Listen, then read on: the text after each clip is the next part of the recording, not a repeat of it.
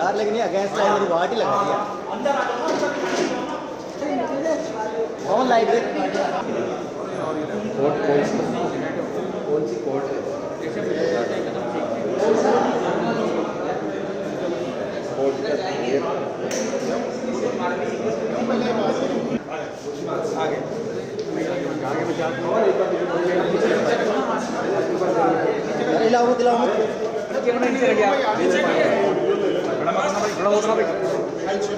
जगह छोड़ उधर ही लेफ्ट साइड। अरे आ जाओ दे दो यार ऐसा हम लोग नीचे बैठ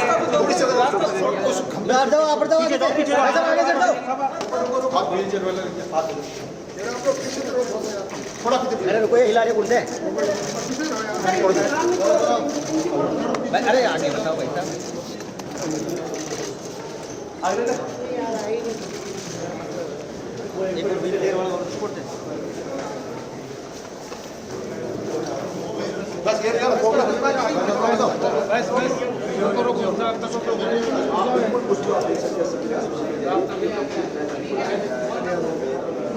वो व्हीलचेयर वाला आगे चलेगा।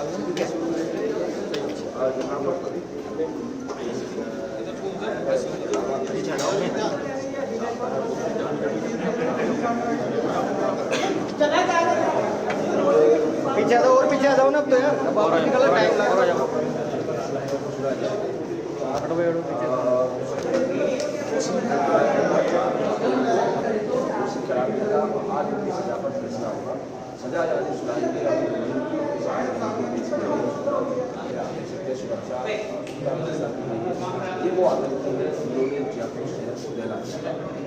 हालांकि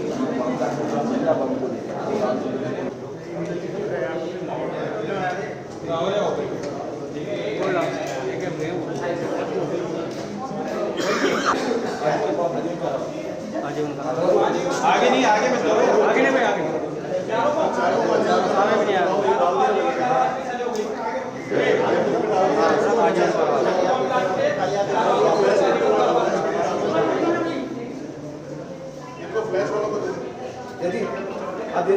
बिंदुओं पर जो है इनको सज़ा होनी है।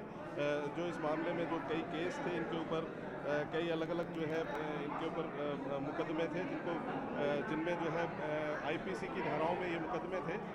धारा 120B 121A 153A 307 unlawful activities prevention act 1967 की धारा 18 और विस्फोटक अधिनियम 1908 की धारा जो है 4, 5 समेत जो है कई मतलब करीब 6 धाराओं में इनके ऊपर केस दर्ज था और उसमें जो है आजीवन कारावास की और ये जयपुर बम ब्लास्ट केसेस का जो विशिष्ट न्यायालय है जो स्पेशल कोर्ट बनाया गया उसमें जो है ये सज़ा जो है सुनाई गई है। जी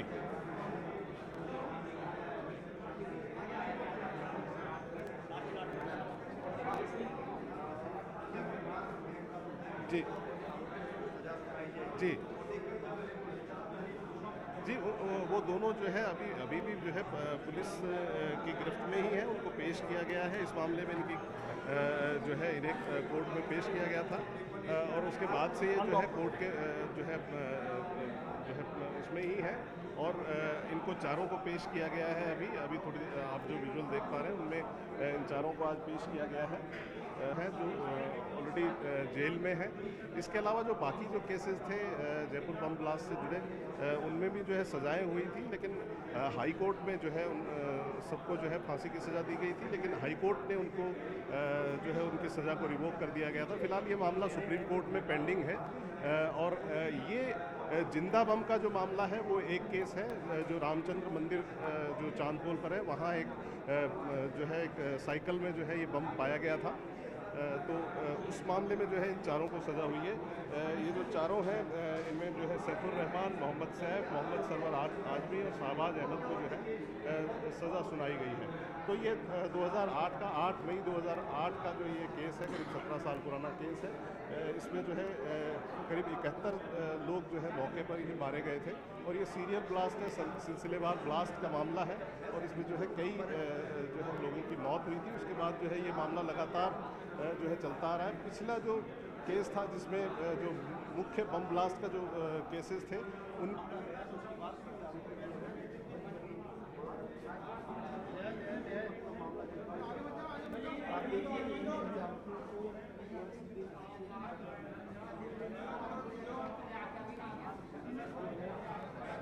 जी अभी फिलहाल इनको सजा के बाद जो है कोर्ट से बाहर लाया जा रहा है।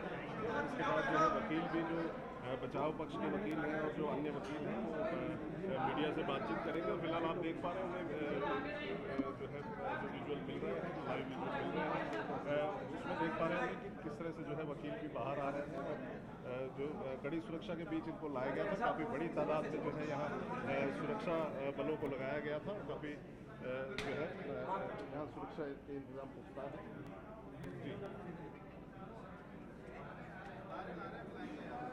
इनको थोड़ी देर में जो है कोर्ट से बाहर लाया जाएगा, इन सभी आरोपियों को, दोषियों को जिनको ये सज़ा हुई है। जी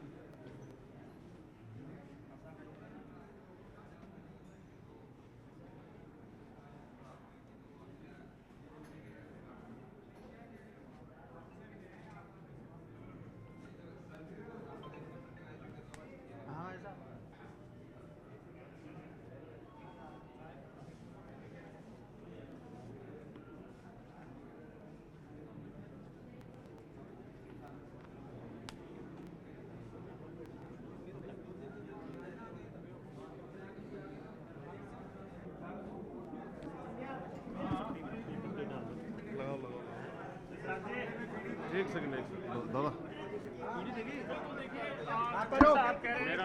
इस तरह से जयपुरवासी इस घटना को भूल सकते हैं। पीड़ित है, प्रयास करेंगे जो कहना ये चाहूँगा कि नीचे सर मैं कहना ये चाहूँगा कि मुझे इस बात की खुशी है कि सरकार ने चाहे 17 साल बाद फैसला दिया है आज, और बहुत बढ़िया फैसला दिया। और एक बात और कहना चाहूँगा कि जितने भी पीड़ित हुए हैं उनके लिए सरकार से अपील करना चाहूँगा कि उनको किसी प्रकार की सरकारी सहायता या किसी सरकारी नौकरी का भी प्रावधान दिया जाए। जो आज दर के ठोकरे खा रहे हैं, परेशान हो रहे हैं। आज एक माता जी भी आई हैं, उनके आगे पीछे कोई भी नहीं है, वो भी बहुत ज़्यादा पीड़ित है। आपने ब्लास्ट में क्या खोया था उसके बारे में? मेरे दोनों पैरों में छर्रे लगे थे, मेरे दोनों पैरों में छर्रे लगे हुए थे। तो मुझे काफ़ी टाइम तक बहुत ज़्यादा प्रॉब्लम रही थी। मैं साल भर तक पलंग पे पड़ा रहा था। आप भी पीड़ित हैं? विकास नाम है। नाम करण सिंह है। एक सेकंड। चांदपुर मंदिर में यहाँ लगे थे छर्रे, अभी अंदर हैं। क्या हुआ था आपके साथ? छर्रे लगे हैं बम ब्लास्ट में चांदपुर मंदिर पे। तो कभी बेहोश भी हो जाते हैं। भारतीय जनता पार्टी ने रखी परंतु कोई सहायता नहीं मिली। रमा देवी शर्मा। कोर्ट का फैसला आया कि दोबारा बताया न्याय मिला आपको? खुश हूँ मैं, खुश हूँ बेटा, खुश हूँ मैं। एक और बात कहना चाहूँगा, पर मेरा दोषियों को सजा मिली है। हाँ, दोषियों को सजा मिली है। मेरे को भी तो सारा दोस्त सर, मेरा कोई नहीं है, अकेली हूँ बिल्कुल। 70 साल ने बच्चे ने आदमी है, मेरा कोई भी नहीं है। मैं भी घायल हुई थी।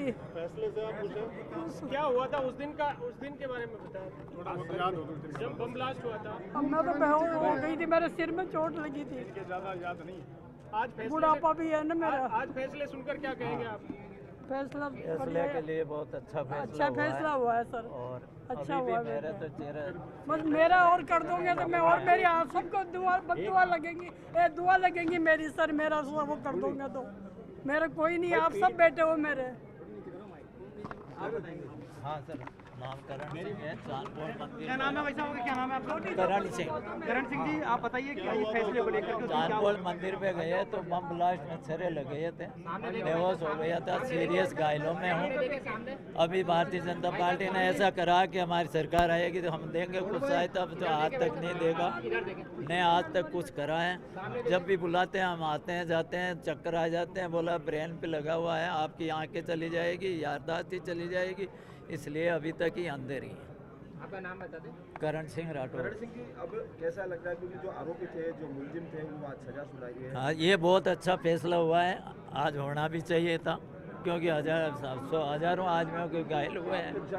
काफी लंबा वक्त लगा, क्या न्याय मिल पाया आपको? हैं? काफी लंबा वक्त लगा है, न्याय मिला है हाँ, आपको? न्याय मिला है। और सिर में दर्द रहता है और कोई समझने वाला नहीं है, बिल्कुल अकेली हूँ। पीड़ितों को हम लोग जब पीड़ितों में से रहे हैं, है ना, परंतु साल तक भी पीड़ितों को कोई न्याय नहीं मिला।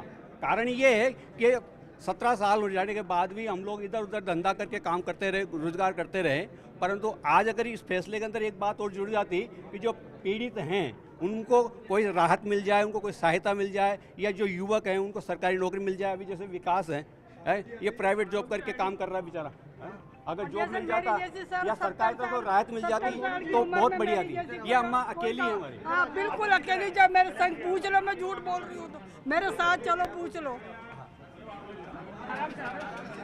आराम से सागर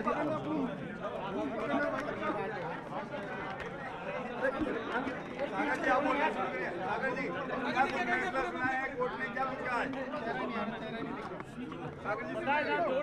देखिए, हाँ, ये जो चारों इसमें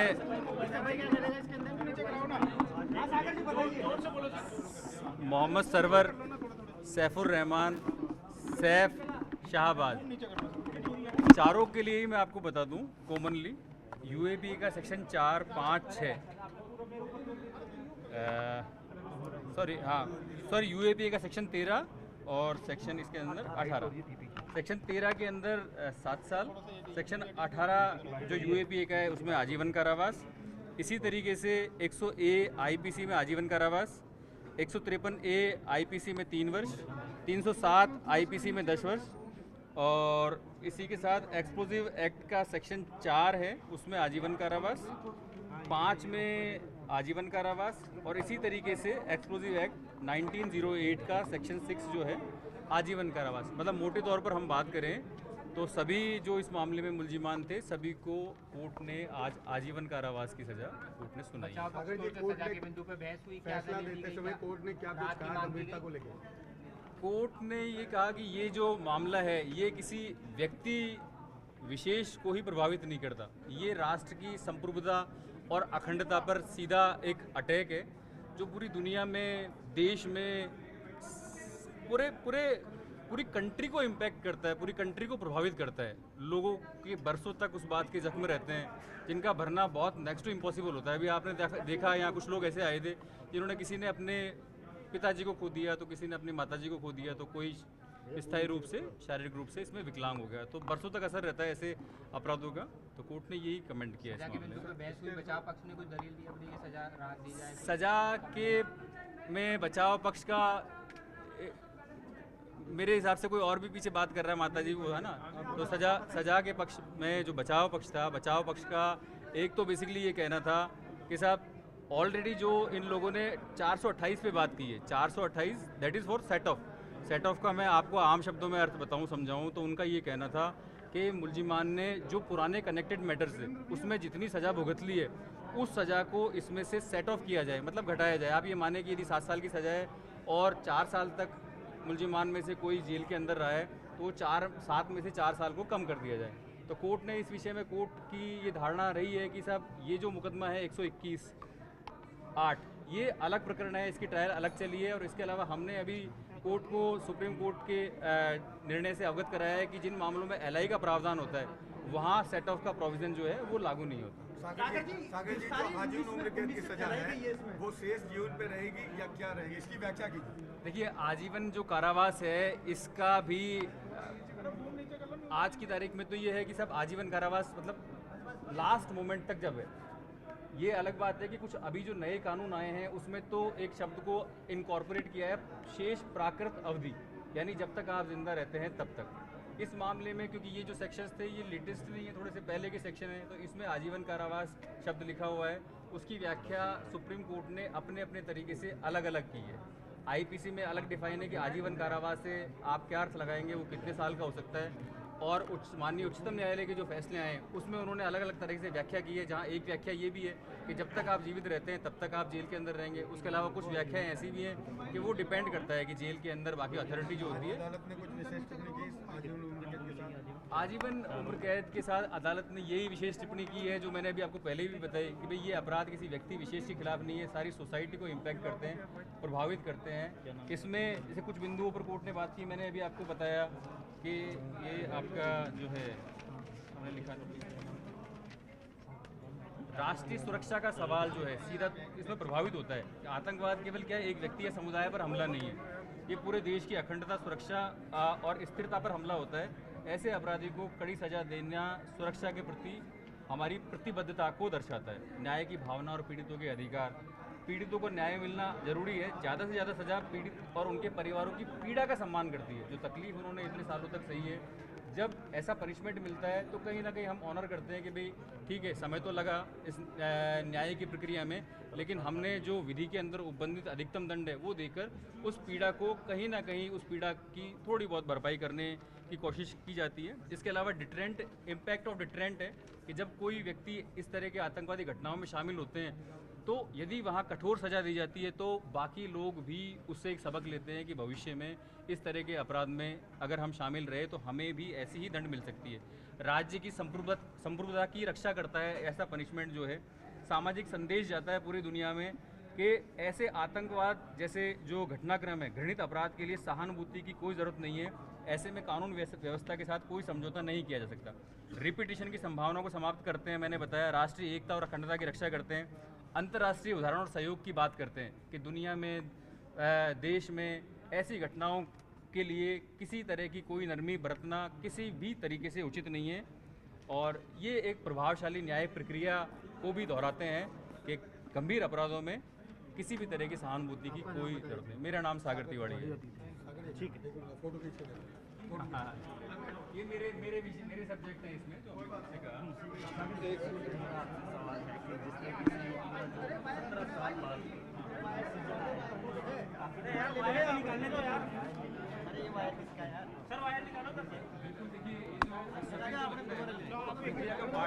प्रक्रिया के अंदर बहुत सारी चीज़ें रहती हैं। एक अनुसंधान पूरा होता है, अनुसंधान के बाद पत्रावली आती है, फिर अलग अलग स्तर पर जैसे पहले मान लीजिए चार्ज के विषय में कोई बात आती है, फिर एविडेंस आते हैं, कुछ रिपोर्ट्स एग्जिबिट होनी है।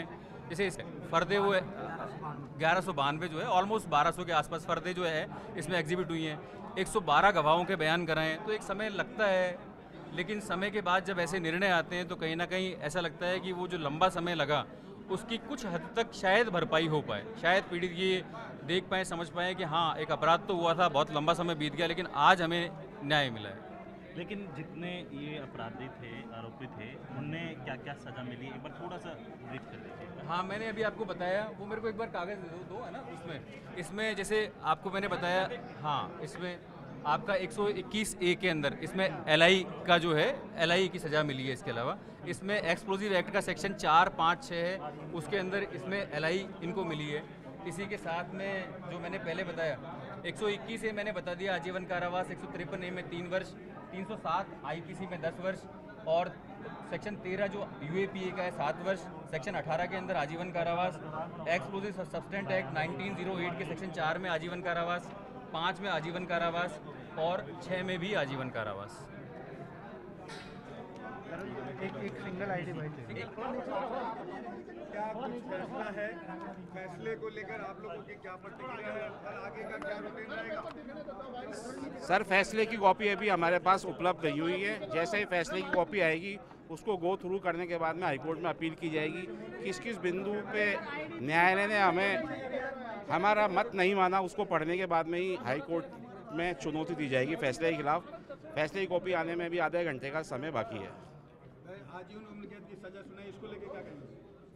देखिए, कोर्ट ने सभी गवाहों के बयान को कंसिडर करके और अपना मत व्यक्त किया है। अब एक बार फैसले की कॉपी आने के बाद ही हम उसको गो थ्रू करने के बाद ही कुछ बता पाएंगे आपको, इससे पहले कुछ बात नहीं बता सकते। बिल्कुल हाईकोर्ट में अपील करी जाएगी।